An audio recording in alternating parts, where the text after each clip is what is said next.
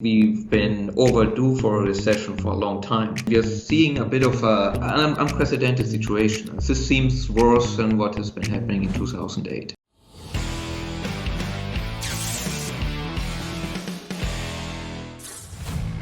Please join us for our next live stream Sunday, April 5th at 9 p.m. Eastern.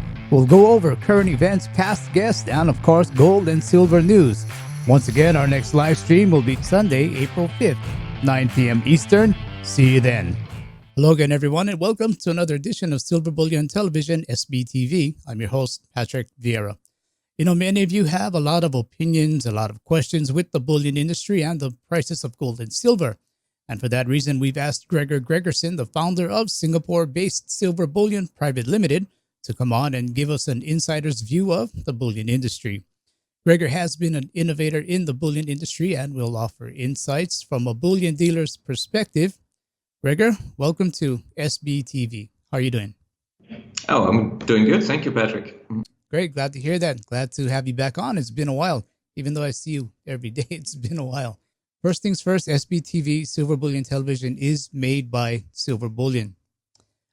Gregor, let's start with the massive demand going on right now as far as physical gold and silver. Can you paint a picture for us on what precious metal sales are like? Well, for us, it's an unprecedented amount. I mean, we had record months before, but so far in March, and right now we are on March 26th, we have almost 3 times the volume that our next best month ever was. So we see an astounding amount of demand, and people are just very, very worried about incoming financial crisis, the effects of the coronavirus, and they're just trying to sort of flee towards the safety of physical bullion. And that's where essentially these sales are coming from, to the degree that now it is getting increasingly hard to get bullion because demand is so high. Yeah, we'll surely get into that. During this time where there's a lot of volume where guys are buying silver and gold, why have gold and silver premiums increased so much? Yeah, and you know, I like to give you a little bit of a detailed answer to that, because I think that's something that a lot of people which are interested in buying bullion definitely want to know. I mean, why spend more than before in premiums? So to understand how the industry works, you have to understand that products like the American Eagles, the Maple Leaf coins, are created by national mints. These mints only sell coins to a small group of distributors. And these distributors then sell it to bullion dealers like us. And we in turn then sell it to individuals and investors. Now, in the case of the Maple Leaf, the Canadian Mint will charge $1.50 to produce 1 Maple Leaf. So you have that premium to start off.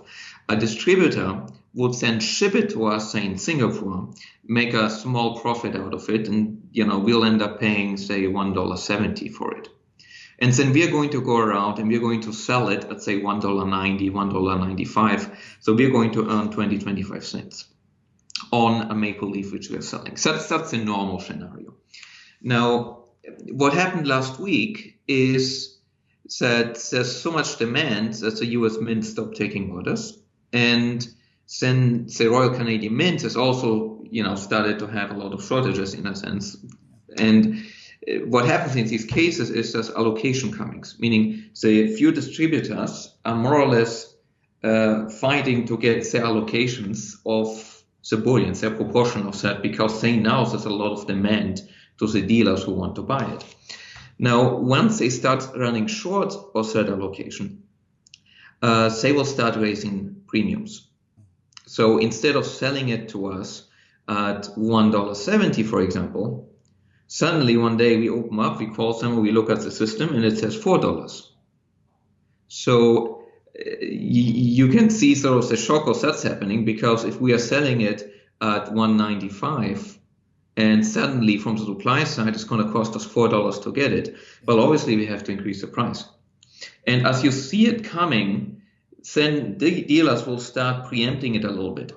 They will say, okay, if it's going that high, I better put some extra buffer in between, because I might find out it's going up even higher.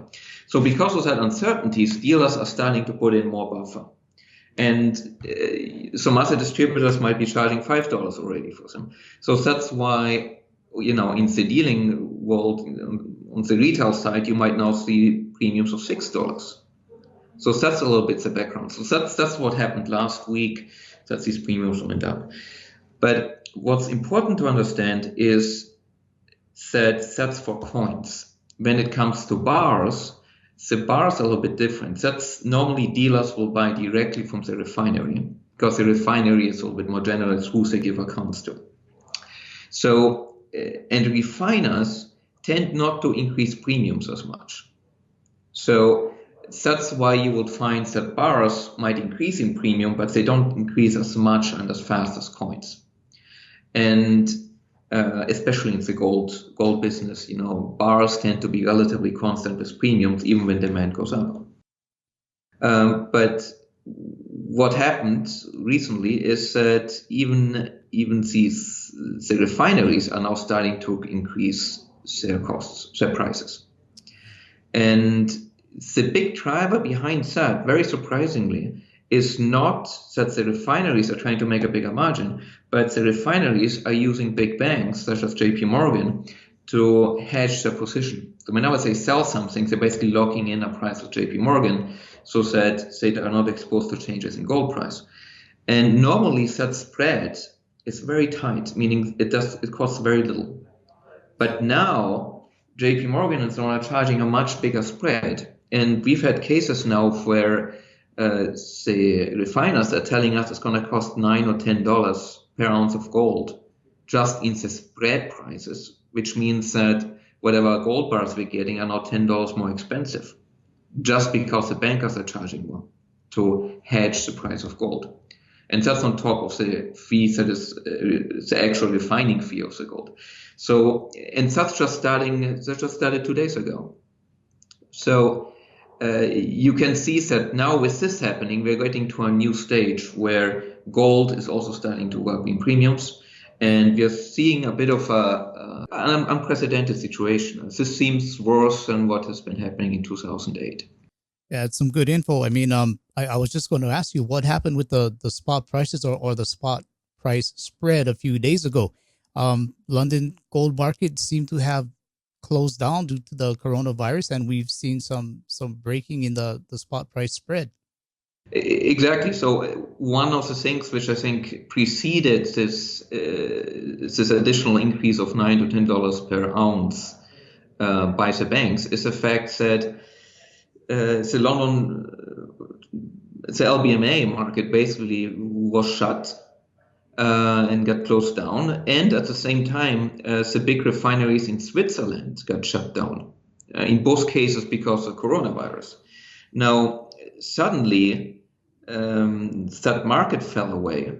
And what you have to understand is the price of gold, it kind of moves from one market to another. Yeah. So it kind of starts with Tokyo in Asia in the morning, then it moves over to Europe, with London really being the primary market. Then it moves over to New York and Chicago and so on, and the trading goes on. But at the same time, there are futures being traded almost 24/7, and that's called Globex, future contracts. And the future contracts is basically just another way of saying people buying and selling gold prices while the main markets are closed. And they normally align perfectly, because whenever a market opens, people can essentially arbitrage away the difference and make sure the two match. Now, what happened, my understanding of what happened a few days ago, is that that arbitrage stopped. When London suddenly stopped operating, some price feeds that bullion dealers have were actually based from Globex, meaning the future exchange, and some were based from the spot price of NYMEX. And what happened is it was no longer possible to ship bars from one location to another one. And therefore, because it had to be for delivery, that arbitrage fell away. And suddenly there was a price divergence between the future prices and the spot prices. And that was as much as $60, which is almost 4%. And So for a little while, 2 days ago, we essentially saw some bullion dealers having $60 higher spot prices than others, including very large ones, including, from my understanding, I even Kitco had the higher prices. And for a while, we didn't know at first which one is the right price. And we have people in the industries which are on these exchanges that said they've never seen something like this. So essentially, that is why that uncertainty and the fact that some of the suppliers in these markets are now closed are essentially making everybody more nervous. And it's causing the banks, which earlier was making a very tight spread on gold and silver for hedging of the refineries, to now say, if you want to hedge any gold position, you have to pay an additional $10. The refineries are then going to pass that cost on to essentially the bullion dealers, which then have to pass it on to the public. So essentially, in a strange way, the bankers are increasing the price of gold bullion now because of what is happening. Okay, and buyback prices, they're going up at some dealerships, but not as much as sell prices. Why is that? Yeah, so that's where it's getting interesting, because when, say for example, the Maple Leaf example before, say it's going up to $6 now, and say that typically we will be buying back a Maple Leaf at 50 cents above spot. So the question people will have, if now the Maple Leaf is at $6 and you keep that spread, for us bullion dealers the same, then you should be buying back Maple Leaf at maybe $4.50 or $5. But we are only buying it back at $3. Why? Now, if you're in a bullion dealer's shoes, you have to realize that the problem is, if you're getting a very large sellback order, say you're getting somebody selling back $10 million worth of Maple Leafs, and you only have, say, $4 million on hand for cash to sell it back, it's normally not a problem, because you just call up your distributor and you lock in the price with them, and things are being taken care of. But the problem is that the distributors, as far as I've seen so far, they have not increased the buyback price. So they're still buying back the Maple Leaf at, say, 50 cents above spot, not at $5 above spot. So we have to be careful that you, as a bullion dealer, you can't really raise it unilaterally too high without exposing yourself to too many people selling back to you in one go, and then not being able to sell it to somebody else because they're not willing to pay that amount yet. And I'm saying yet because I'm of the opinion that the industry should be moving towards higher buyback prices, and we should sort of distancing ourselves a little bit from the paper prices in order to reflect local demand more. Because if it costs so much to get the Maple Leaf, we should also be able to buy back around that price. And I think our narrative has always been that in a time of crisis, it is important for you have to have the physical metal, because there will be a separate price for physical and a separate price for paper. And that's what we're seeing right now. And I believe that the longer this crisis will last, the more we will see that discrepancy increase, and the more pronounced it will become. And if this crisis is going to be long enough, we might finally start seeing two different prices. And we might be starting to see comics and so on having a lot of problems because they won't be able to deliver and be the connection with the physical. Yeah, I think a lot of people have been waiting for a long time to see that physical price separate from the paper price. Gregor, do you think there's a good chance that the problems we are seeing in the real economy right now, things like travel bans, retrenchment, lack of business activity, could this be the pin to prick the everything bubble? Yes. Yes. As long as the virus was confined in China, nobody seemed to care in the West. Suddenly, it's having a huge impact. And there was an article now saying 1/3 of the world population is on lockdown. So, such a huge crisis is going to hurt the economy. And I think we've been overdue for a recession for a long time. And now that we have the coronavirus, obviously all of these things which have been building up are starting to be exposed. And there's going to be a realization, I think, by many entities, by many people, that it makes sense to take some of your assets, some of your wealth, and not keep it inside this over-leveraged banking system, which suddenly might end up shutting down. You look at Greece, you look at all these other cases where systems broke down. The world is not immune to it. As a matter of fact, we've been getting more and more likely to have this huge crisis coming because we've always been papering up all the little recessions. Whenever we have a little bit of a recession, the Federal Reserve will come along and say, oh, let's print a lot more money and let's reduce the interest rates again because, my God, we don't want to have a recession. Well, if you keep on doing this, you're really building up more and more pressure, which has to be released at some point. And the following depression, which might very well become one, is going to be much worse because the Fed now lowered the interest rate to close to zero and nobody seemed to have cared. Yeah. So where are we going from there? And we are now going to print $2 trillion in aid in the United States and also $4 trillion in loans. And we're throwing around trillions like they're candy. At some point, people might just want to opt out of that whole concept that the US dollar is, a stable store of value, because it is not. In the last 107 years, it has lost an average of 3.2% purchasing power per year. That is a fact by the United States government itself. Based on these statistics, it probably lost more than that. But, it is a depreciating asset. So people need to change their mind and start treating the US dollar as a depreciating asset. And now that it's being printed so much, you want to put your wealth and your long-term storage into something that cannot be printed, and that's gold and silver, and that's physical, because you don't have the counterparty risk of storing it with a bank, which might or might not survive this whole debacle. Yeah, a lot of people, they're really starting to buy a lot of silver and gold, and I agree. Fiat certainly has expiration date on it. But given the physical shortages in gold and silver right now, would we finally see bullion storage systems that are I.O.U. based to start having problems in the lack of physical backing? Would it start to show now?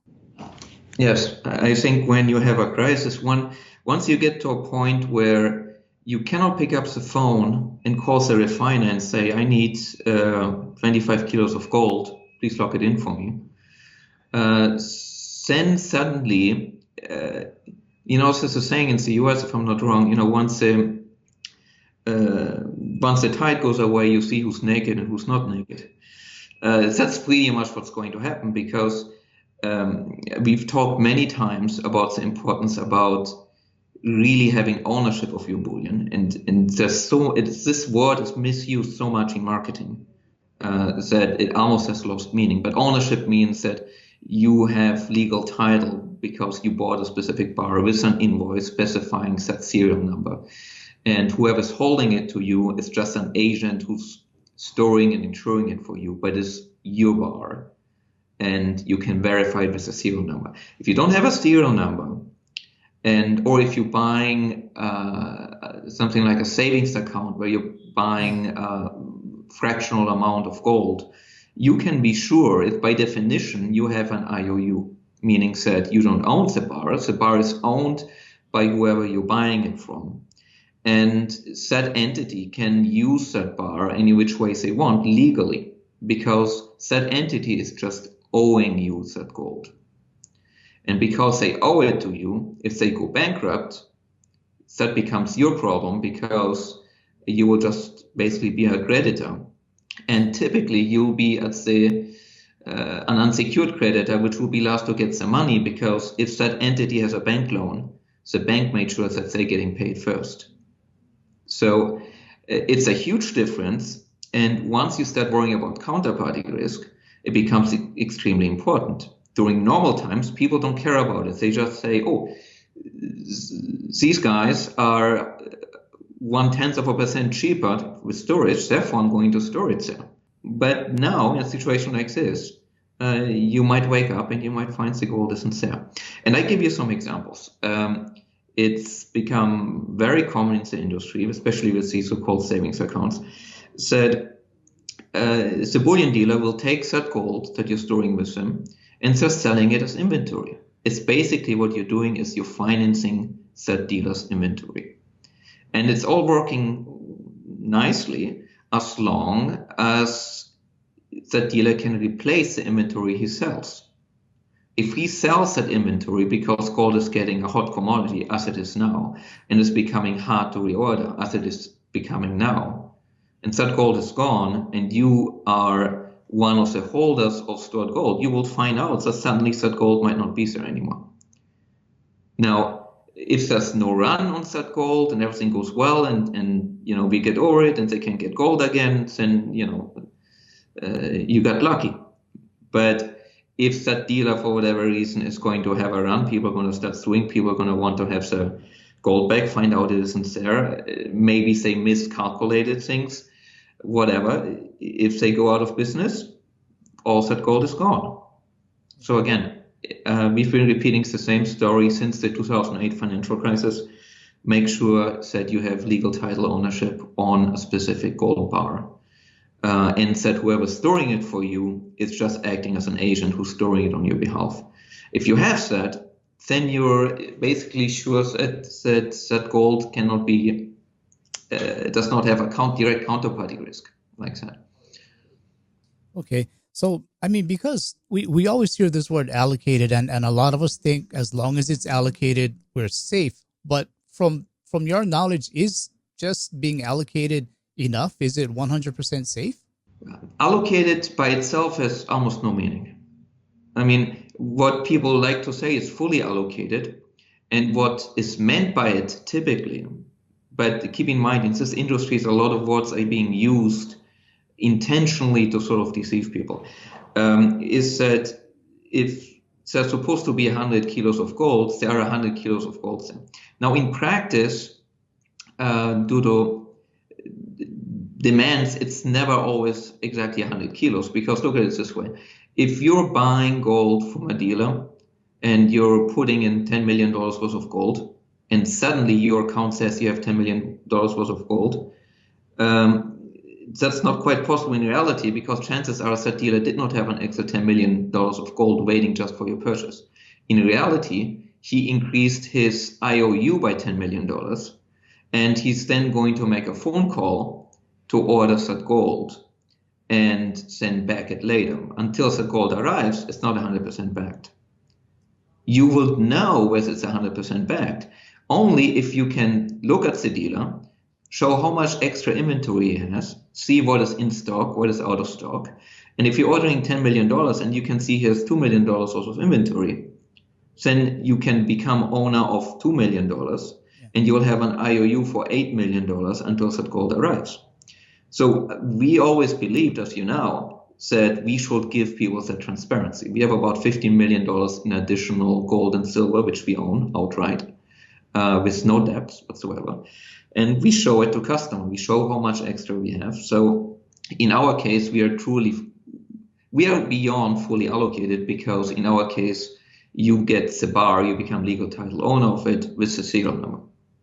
So in that sense, there's no way for us to cheat, and there's no I.O.Us. It's all based on ownership. So, but coming back to your question, fully allocated is more or less a promise that we'll have some gold, to back this, and we'll try to back it fully. But it's normally not always 100%, unless they have extra buffer to handle all of that, which most companies don't bother to get into.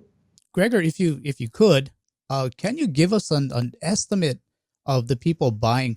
What are they buying? And now I know you may not have the exact numbers, but best guess on average, maybe how much is the average customer buying right now? Well, we've seen a lot of orders in the $30,000 to $100,000 range. A lot more $250,000 orders. So we are seeing relatively serious money going into this. I think that we had a lot of customers which I think have been waiting to buy when the right time comes. And now that people are seeing how the markets are falling and how the economy, and they're wanting to go into something safe, we're essentially seeing these people move on something, pull the trigger essentially on something that they kind of had prepared before. We're also seeing a surge of new accounts. We are seeing at least a 400% or 500% increase of these. So there are new people coming in, but I think a lot of the existing customers sort of are now putting serious amounts of funds into physical bullion.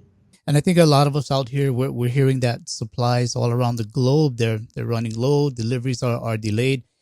Is this real, and how much of a problem is it?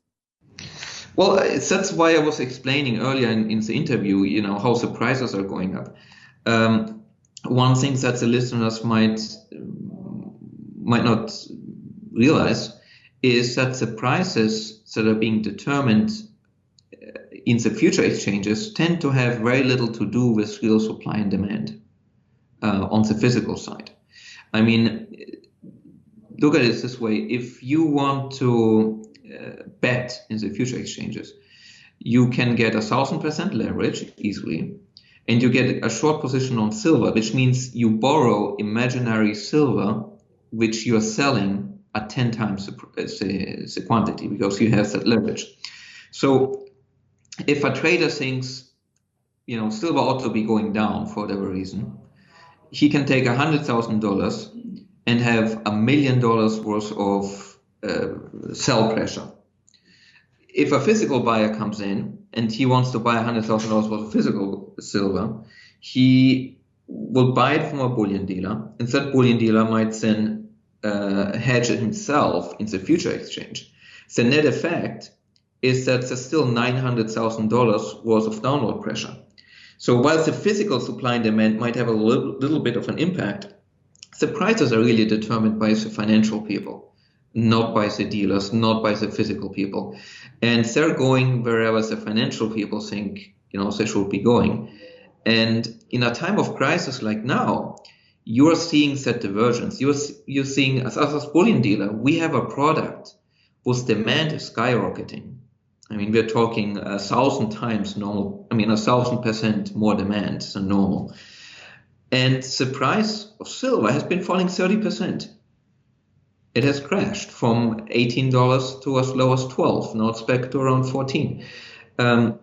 So it makes no sense from the physical side that this should be happening. And because we have a product which goes up in demand and down in price, the logical consequence is shortages. And what the dealers are doing and the suppliers is to basically increase the premiums, because the market system is not working for physical, because the gold and silver spot price just aren't guided by physical supply. This next question, it may seem like a simple question, but I'm hoping that it can kind of paint a picture for all of us to understand the gravity of it all. Tell me what happens when bullion dealers simply can no longer get supplies from wholesalers, from mints, from refiners. Well, then we stop selling.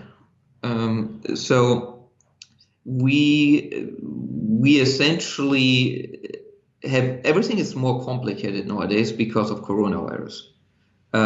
Shipping has gotten a lot more difficult.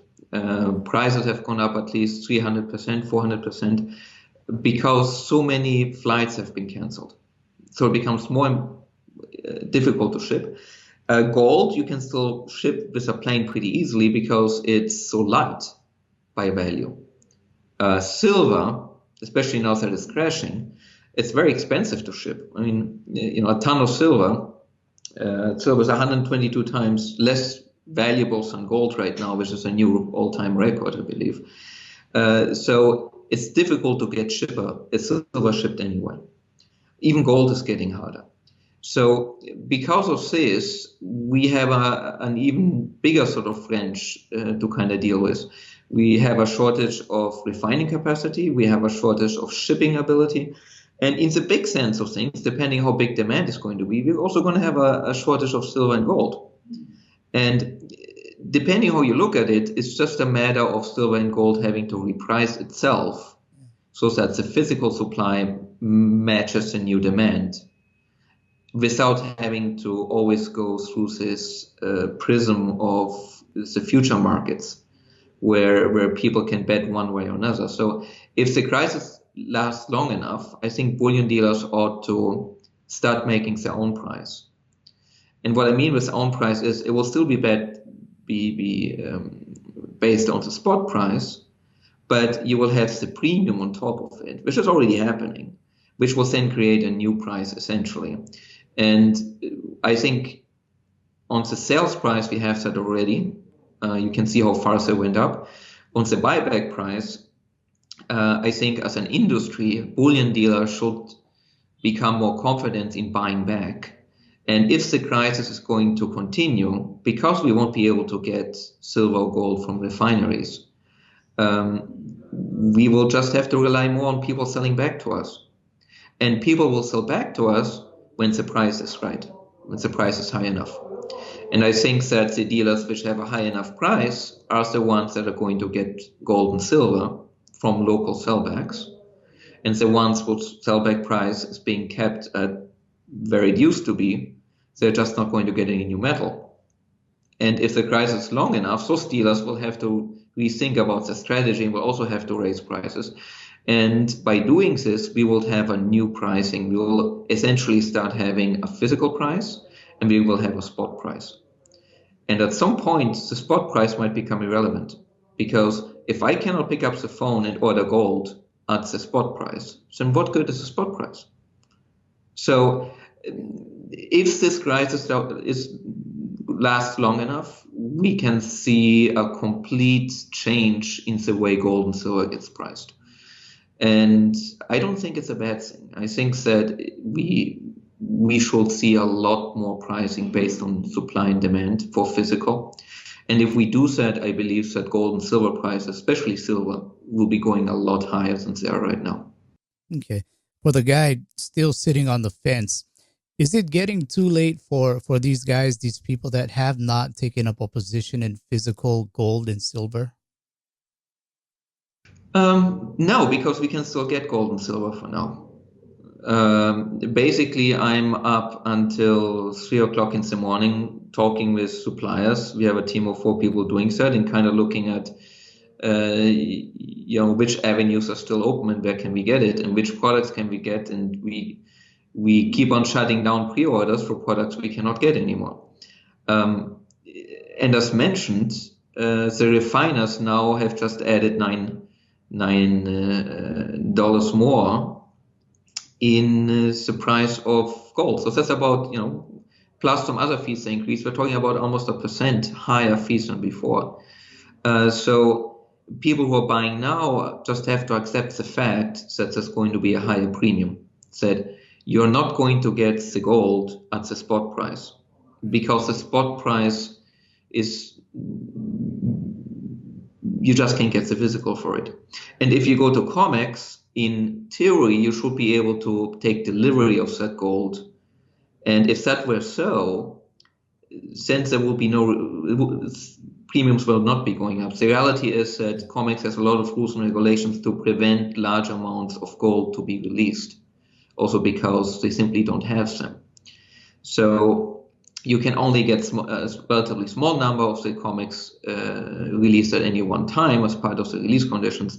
So what can be released not nearly enough to support demand. And therefore, you just have to accept the fact that you have to pay higher prices.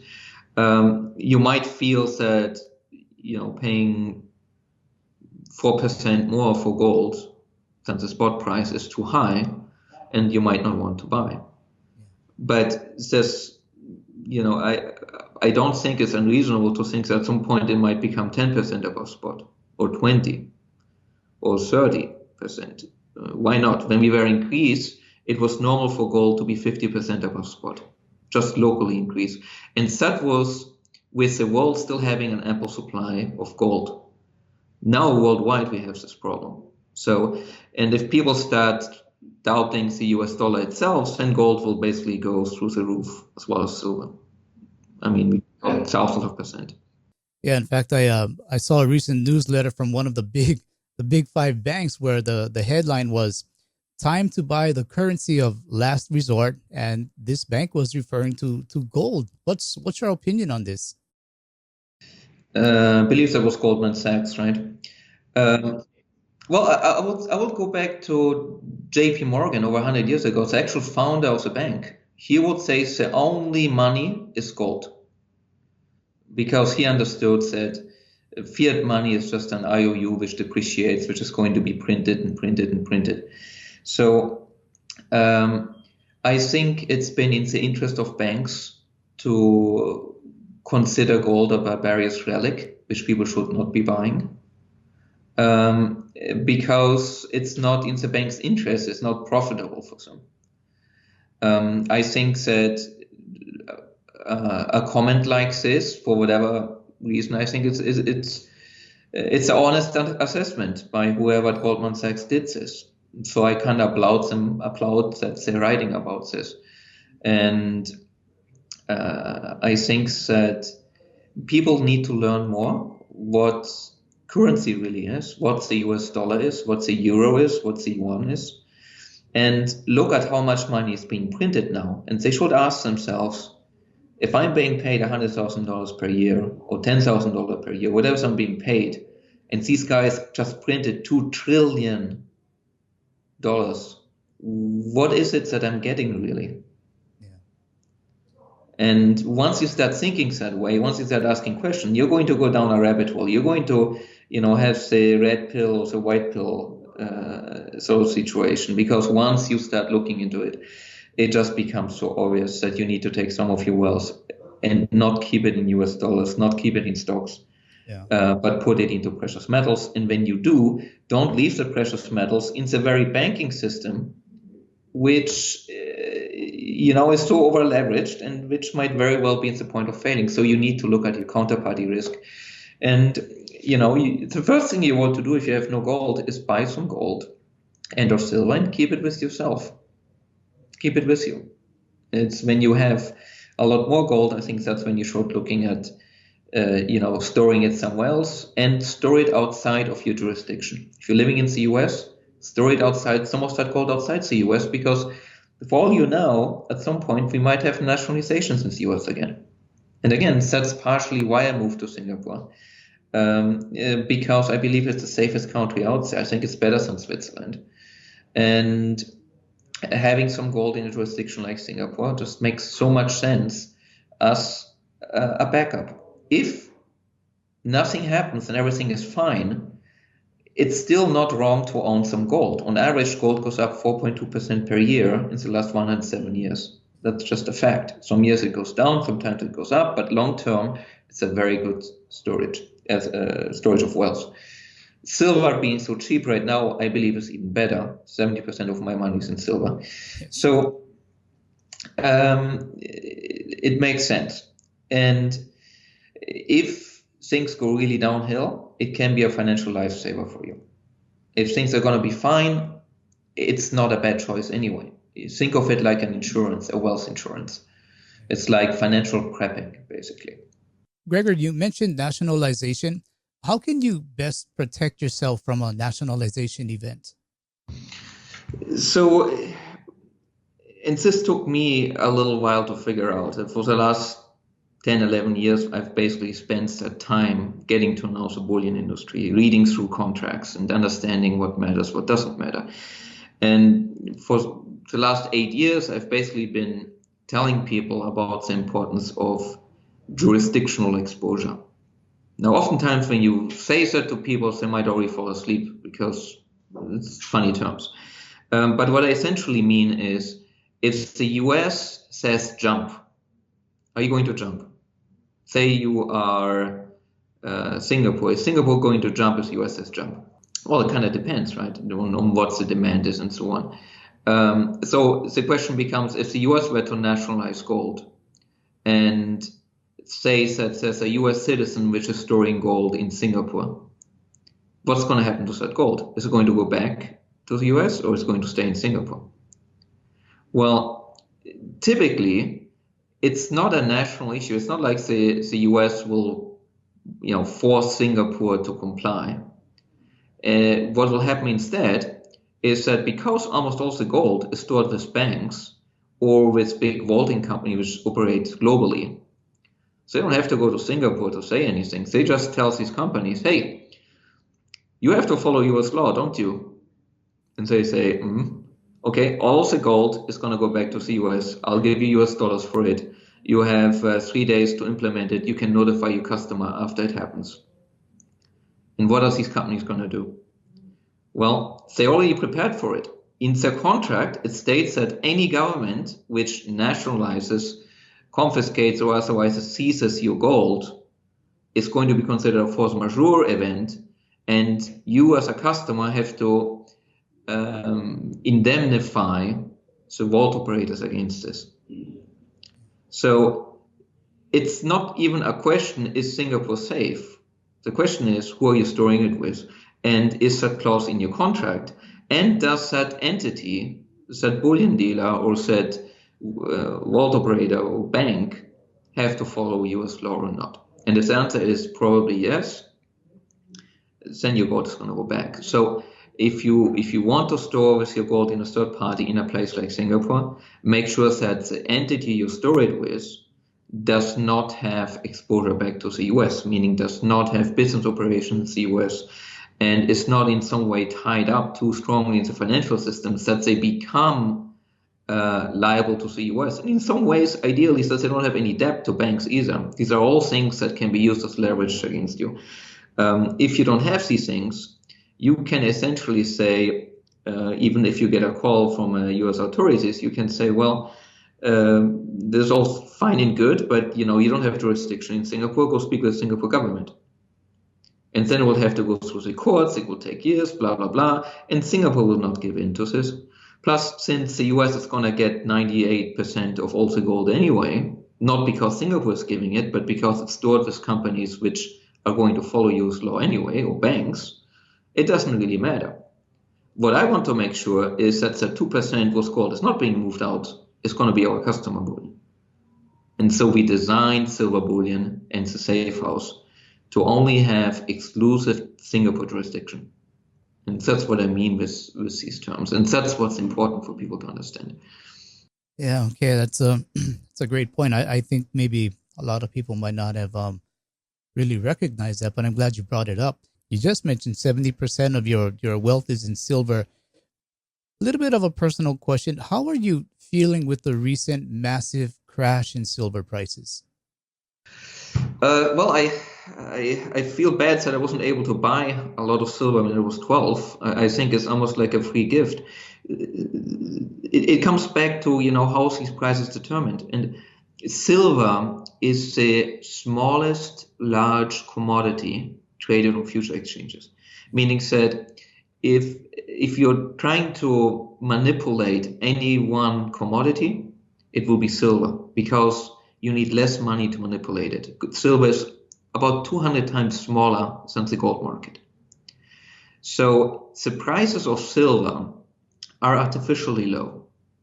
Now, whether you want to call it manipulation or something else, that's a matter of semantics. The fact is that we've been using up most of our silver reserves in industrial uses. And it's a very important monetary, or used to be an extremely important monetary, even more than gold unit. It has lost some of that, but everybody is still aware of silver. And so to me, just like Mike Maloney, where I learned a lot of silver from originally, I'm firmly convinced that you can go too wrong, especially buying it at $12, $13, $14. The caveat is that you have to have patience. You buy it and you just kind of hold it and you wait for the reality of supply and demand to assert itself and be reflected in the actual prices. And whether that takes a crisis to happen with physical prices, in premiums having to go up, or whether the spot market will adjust, I don't know. But at some point in the future, they will adjust. So okay. But at any time did that watching the ratio climb from high 80s to 90s to in the hundreds to all-time highs, did at any time that watching that ratio grow, did at any time it make you waver, make you wonder if silver was the right choice? It never did. And I can tell you exactly the moment I knew or I stopped wavering or doubting any of this. And that was in 2008, because in 2008, I was working as a senior data architect at Commerzbank. It's one of Germany's biggest banks. And I saw the after effect of the 2008 financial crisis from in the trading room of a major bank.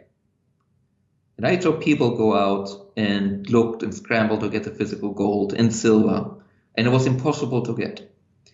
And that was the moment when it went from a mental sort of understanding, or, sort of like a feeling, it went to a certainty, because I saw it with my own eyes. I was in the middle of it.